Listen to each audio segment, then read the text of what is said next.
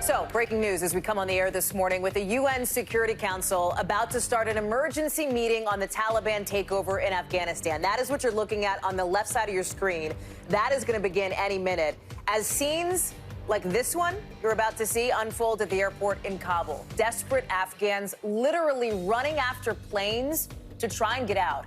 And right now, the evacuation operation suspended while the U.S. tries to clear those runways. You've got all American personnel out of the embassy, but a lot of them are stuck at the airport waiting for their ride home, along with Afghan helpers like interpreters looking to get out in fear for their lives after years of cooperating with America, helping us as the Taliban takes hold. We've got our team inside Kabul. We'll take you there live. While here at home, silence so far, but maybe not much longer from President Biden. We've got new reporting this morning on the conversations happening inside the White House, what sources are telling our team about a potential presidential address to the nation as the administration faces some criticism for this chaotic withdrawal. It is heartbreaking to see what's happening in Kabul, but the president had to make the best possible choice he could, and he stands by that decision. More on that. Plus, after a horrific crisis in Haiti, a potential second blow as the country now braces for a tropical storm that could seriously complicate recovery operations on the heels of that earthquake that killed more than 1,000 people. Our Gabe Gutierrez is on the ground there. We'll go to him later in the show. Good morning. I'm Hallie Jackson on this busy Monday morning in Washington, along with our NBC News team overseas. NBC News chief foreign correspondent Richard Engel is in Kabul. Courtney Kuby is posted up at the Pentagon. Mike Memoli is with the president near Camp David. Paul Rieckhoff is also joining us. He's the founder of Iraq and Afghanistan Veterans of America, served as an Army infantry officer in Iraq, and he's host of the Independent Americans podcast. Before we get to the four of you here, I want to lay out some key developments that we will be watching for today. Some potential pivot points, or at least significant, you could call them milestones. Number one, will there be a Taliban address to Afghanistan, for example, after they've seized control of the country? Will the Kabul airport operations start? If so, when? How soon is that? The humanitarian situation in Afghanistan, people looking to try to escape, waiting for the next moves by the Taliban. Will President Biden address the nation? As we're mentioned, we're told that could be maybe a matter of when and not if. Plus, the political fallout as both he and former President Donald Trump face some criticism for their moves, their roles in this. Richard, let me start with you. You're on the ground. We've been watching you since the Today Show this morning. Tell us where things stand. 10 o'clock Eastern time, obviously much later where you are, as it relates to what's going down at the airport and what's going down in the city. So we are very close to the airport. I can see just off camera here an Apache helicopter, sometimes two Apache helicopters, circling over the tarmac, circling over the military side of the airport. We've been hearing a lot of gunfire. The Taliban have been taking pot shots at the aircraft, also at the helicopters. What we are not seeing are these Apache helicopters fire back. Instead, they are doing a show of force. They are trying to secure the perimeter. They're trying to get all those thousands, tens of thousands of people who swarmed onto the runways, who swarmed into the airport, out, or at least far enough back that they can resume these evacuation flights. The last evacuation flight we saw with a large American transport plane take off was a couple of hours ago. And since then, we've seen more Apaches in the sky. We're hearing more gunfire. So this is a situation where now you have the Americans from the U.S. Embassy brought here. They're stationed at the airport. They are waiting to go, but thousands, tens of thousands of Afghans swarmed in to try and get on American transport planes or commercial planes that were on the runways and find any way they could to get out of this country, because they're afraid that as the U.S. troops leave, they will be left with the Taliban.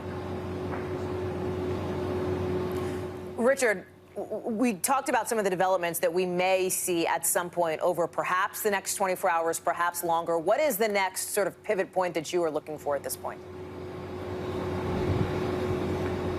So we will see, I assume, a statement from the Taliban declaring victory officially.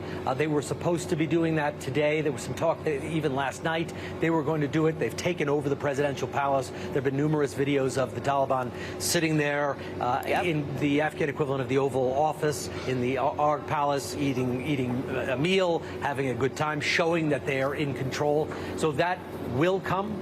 They are now deployed more onto the streets because there's been quite a bit of chaos, quite a bit of looting in Kabul. When the state collapsed, the Taliban initially came in relatively small numbers, and the Taliban is all about law and order. That's the one thing that they've been trying to tell the people they can bring, that they will bring strict Islamic law and end the chaos. But today we saw quite a bit of chaos with some false flag operations. There were groups of criminals, groups of looters who were carrying Taliban flags that were stealing vehicles, going into homes. So the Taliban is trying to dial that back and put some law and order back on the streets.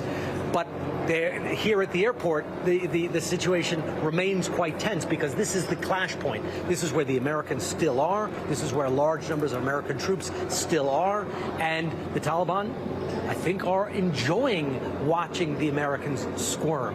They are enjoying watching the U.S. leave total chaos in their wake.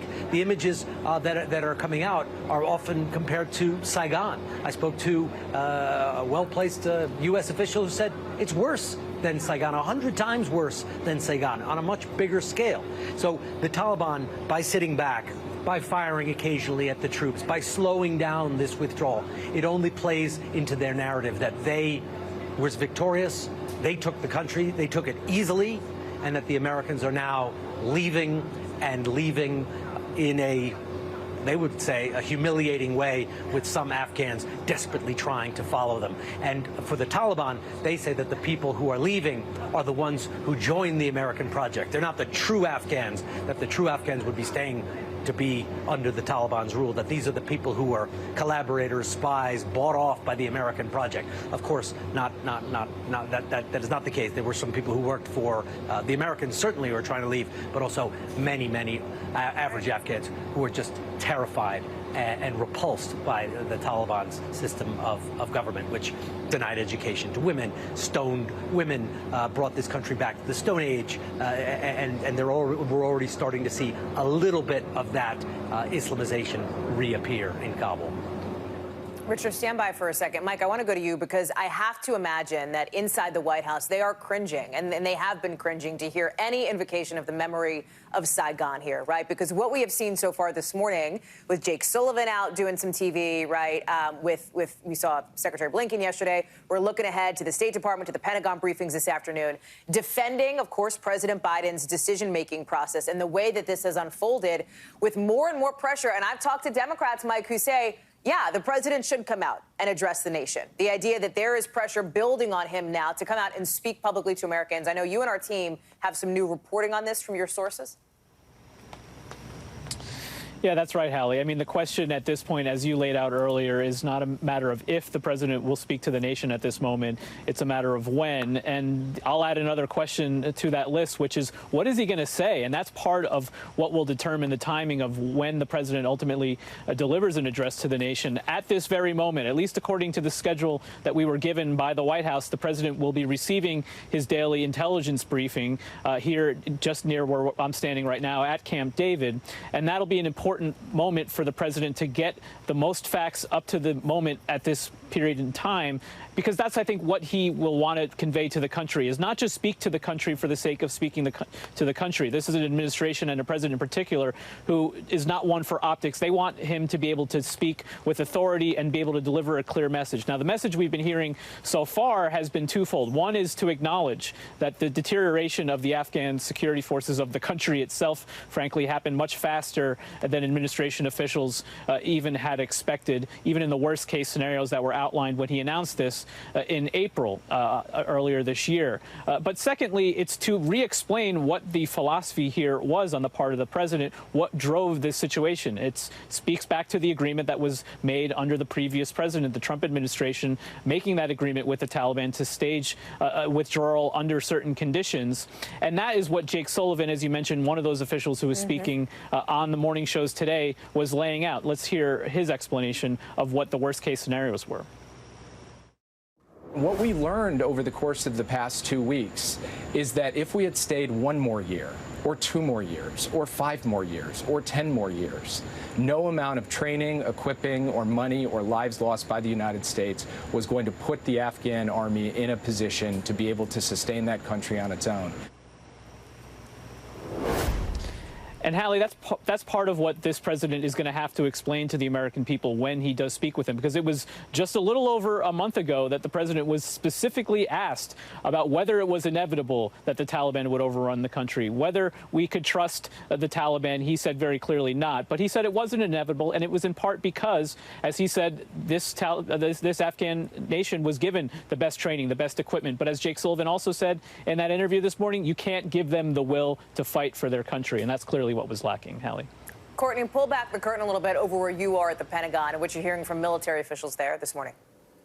So, I mean, the focus right now is on the airport in Kabul, That's right. Frankly. I mean, there's, about 3,000, a little bit more than that, U.S. troops are now there. They're working on securing both the perimeter. Their main goal is getting these Americans and Afghans and others who worked at the embassy, and then any Afghans who are eligible for the special immigrant visa process or a U.S. diplomatic process to get them out of the country. But the situation there is, I mean, we're looking at the video and these photos, and to say the situation is chaotic is really an understatement at this point. There are Afghans who are storming it. It has made it unsafe for the military to land or take off, have any planes take off out of that airport. So right now they're trying to get control over the situation so they can continue the evacuation. That is really where all eyes are. And what's the timeline on that, Court? Like, when do they think that's going to be operational again at this point? So the intent right now, according to a number of military officials, is to get both the civilian and the military side back up and running. The civilian side has not had any flights coming and going for about 24 hours now. That is an issue with a radar there. That's not because of the chaos. That's why they shut down yesterday. But they can't seem to get that figured out either. So right now they're working on it. I don't have any sense on when it's going to happen, but it just underscores the chaotic situation that they're all facing right there, and how desperate they are to try and get these people out. The fact that they're now being delayed, they can't get the flights with the additional military troops in, and they can't get these civilians out. I mean, it's the military officials here are just they are tearing out their hair out, frankly. The people I'm talking to. Richard, very quickly, I want to give you the final thought here before we move on to Paul. What do our allies need to hear from President Biden if he is to do a presidential address, and your reflections on this moment in time? Well, I don't think the Afghans are going to be listening very closely. There is a great deal of anger here among Afghans. They've been watching the evacuation. They've been watching the U.S. take certain Afghans out of the country, take guard dogs out of the country, and they were watching the people being left behind, being left to fend for themselves for the Taliban. Today is a historic day, and I think it is rightly being compared to Saigon. This is an inglorious end to a 20-year military involvement in this country, and I think it will resonate around the world. And that is, I think, why the Taliban is drawing it out. They're happy that the Americans can't get their last people out. They're taking pot shots at the planes. They like to see the U.S. squirming right now because it just reinforces the message that they were able to defeat another superpower. And that is the message that the Taliban has been saying, that the Afghan fighters pushed out the British Empire, pushed out the Soviet Union, and now are pushing out the Americans and making them suffer, at least with a propaganda victory in the process. Richard Engel, we are glad to have you on the ground in Kabul. Please stay safe, and we'll be looking for your reporting throughout the day and tonight on Nightly News. Courtney Kube, Mike Memley, thanks to the both of you. We'll be seeing you as well. Paul Rykoff, let me bring you into the conversation here, and I have to ask what you're hearing from people, from families who lost loved ones in Afghanistan, from people who, like you, served in this country this morning. What's the sense that you're getting from them? They're angry, and they feel betrayed, and they feel like they were pushing a bill of goods for 2 decades in Afghanistan that our government couldn't close the deal I'm hearing from people in the White House that they're heartbroken. I'm kind of tired of hearing from people who are heartbroken. We want to see action. We want to see a plan. We want to see resources, and we want to see answers. And I think right now, I hope the White House is listening and watching, because we need to hear from the commander-in-chief. The nation's veterans, the nation's military, the Afghan people, the world needs to hear from our commander-in-chief right now, because failing to plan is planning to fail, and this has failed. The question now is, what are we going to do next? And the president has to articulate that clearly, and he also has to show he's listening and he understands the reality on the ground. And most of all, there's a really key issue here, Hallie. He's committing more American lives right now. So he needs to explain to the American people why he's sending more American men and women into combat right now, into what is obviously a total catastrophe. There are mothers and fathers and kids watching you right now, knowing that their fathers and mothers are going into this. And the president needs to explain why and how he's going to protect them. Is there anything else that you need the president to articulate beyond what you've described here about laying out the plan, what he's going to do? Do you need to hear him talk about sort of how we got to this point? What do you think will help? Not that there can ever be really satisfaction for people who have served and for people who are looking at this unfold, but I wonder what your thoughts on that would be. I think for the last few weeks, we felt this was preventable and predictable, and we've heard too much defending and too much explaining. What we need to hear about now is what's going to happen next, and maybe even how we can help as an American people. And specifically, I spoke actually to a cabinet secretary yesterday who wanted to send his support to me and others in the veterans community. And I told him we need to hear from the president. What do we tell our friends who are there now? What do we tell our allies who are being slaughtered and their families who are being hunted? Where do we send them right now? Because we don't have a resource, and the president needs to provide answers, because our friends are dying now. We need to save our allies. We've talked about getting them to Guam and other places, but it's clear they didn't have a plan. And right now they're playing Mother May I to find places to send our allies who put their lives on the line. So we need answers, and we need a plan, and we need strength from our commander-in-chief right now, and we need to see him. Paul Redkoff, your passion at this moment is understandable. Thank you so much for being with us and for your perspective, as always, Paul. I know we'll see you, and we'll talk to you again soon.